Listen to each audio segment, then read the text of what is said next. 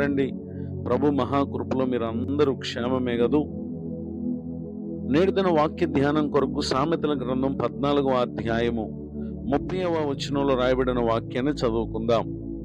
Book of proverbs chapter 14 verse 30. సాత్వికమైన మనస్సు శరీరమునకు జీవము. చదవబడిన ఈ వాక్య భాగంలోని దీవెన నా ప్రియులకు మీరందరూ పొందుదురుగాక. వాక్య ధ్యానం కొరకే ప్రార్థన. ప్రేమ కలిగిన మా తండ్రి, మీకు వందనాలు. నేడు చదవబడిన ఈ వాక్య భాగం ద్వారా పరిశుద్ధాత్మ దేవ, నాతోనూ విను మా ప్రియులతోనూ మీరు మాట్లాడి మమ్మలను బలపరచమని యేసుక్రీస్తు నామములో ప్రార్థిస్తున్నాను తండ్రి, ఆమేన్. చదవబడిన ఈ వాక్య భాగంలో సమాధానకరమైన హృదయము ఒక వ్యక్తి జీవితానికి జీవాన్ని అనుగ్రహిస్తుంది. పరిశుద్ధ గ్రంథంలో రాయబడినటువంటి ఒక భక్తుని జీవితాన్ని మనం పరిశీలన చేస్తే, మొదటి సమూయేలు గ్రంథము 18వ అధ్యాయము 10వ వచనం మొదలుకొని రాయబడినటువంటి వాక్య భాగాల్లో సౌలు అనేటటువంటి ఇశ్రాయేలీల రాజు, అతని హృదయము అసమాధానంతో ఉంది. కారణం ఏంటంటే, ఫిలిస్తీయుడైన గొల్లియాతును దావీదు హతమార్చిన కారణాన్ని బట్టి ఇశ్రాయేలీలు సౌలు 1000 కొలదియు దావీదు 10,000 కొలదియు శత్రువులను హతము చేసిరని ఆ స్త్రీలు గాన ప్రతిగానాలు చేసినటువంటి కారణం సౌలుకు ఆ మాటలు ఇంపుగా నుండనందున అతడు బహు కోపం తెచ్చుకుని దావీదు పట్ల అతడు విషపు చూపు నిలిపినటువంటి విషయాలను మనం చూస్తాం. ఆ తర్వాత తన హృదయంలో సమాధానం లేకపోవటను బట్టి దావీదును పొడిచి గోడకు బిగించదని అనుకుని అతడు ఈటె విసిరినటువంటి విషయాలను మనం 11వ వచనంలో మనం చూస్తాం. ఆ తర్వాత 2 మార్లు దావీదు తప్పించుకున్నటువంటి సందర్భాన్ని గుర్తించిన సౌలు తనను విడిచి దేవుడు దావీదుకు తోడై ఉండుటను అతడు చూచి సౌలు దావీదుకు భయపడినటువంటి విషయాలను మనం చూస్తాం.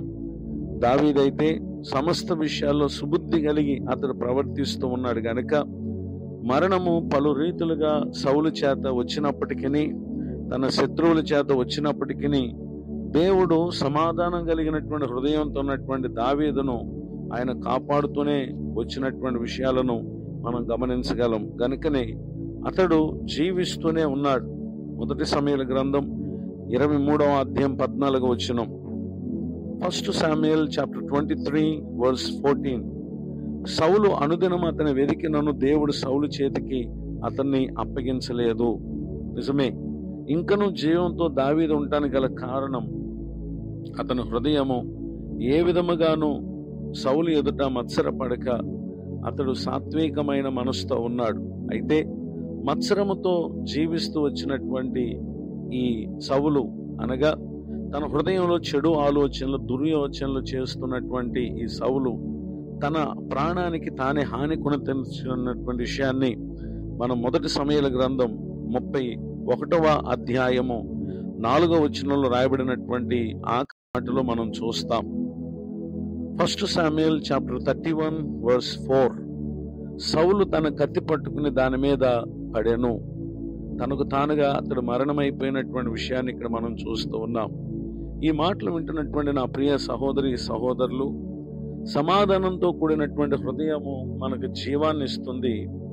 మత్సరముతో కూడినటువంటి మనసు అది మనకు నష్టాన్ని, నాశనాన్ని కలుగు చేస్తుంది. కనుక మన మనసు ఏ విధముగా ఉందో ఈ దినాన ఒకసారి పరిశీలన చేసుకుని అసమాధానంతో, దురాలోచనలతో నిండి ఉన్నటువంటి మనసును మార్చుకుని పరిస్థితులు ఏ విధముగా ఉన్నప్పటికీ సాత్వికమైన మనసు కలిగి ప్రభు అనుగ్రహించినటువంటి ఇహమందు జీవాన్ని, పరమందు నిత్య జీవాన్ని పొందుటకు పరిశుద్ధాత్మ దేవుడు సహాయం చేయనుగాక. ఆమేన్. ప్రార్థన.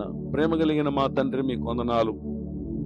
మా హృదయము ఏ విధముగా ఉందో ఎరిగినటువంటి మీరు, మేము నశించిపోకుండా జీవమును పొందాలని మా యందు మీరు ప్రేమ కలిగి మాకు నేడు తెలియపరిచిన నీ మాటలకై మీకు స్తోత్రం.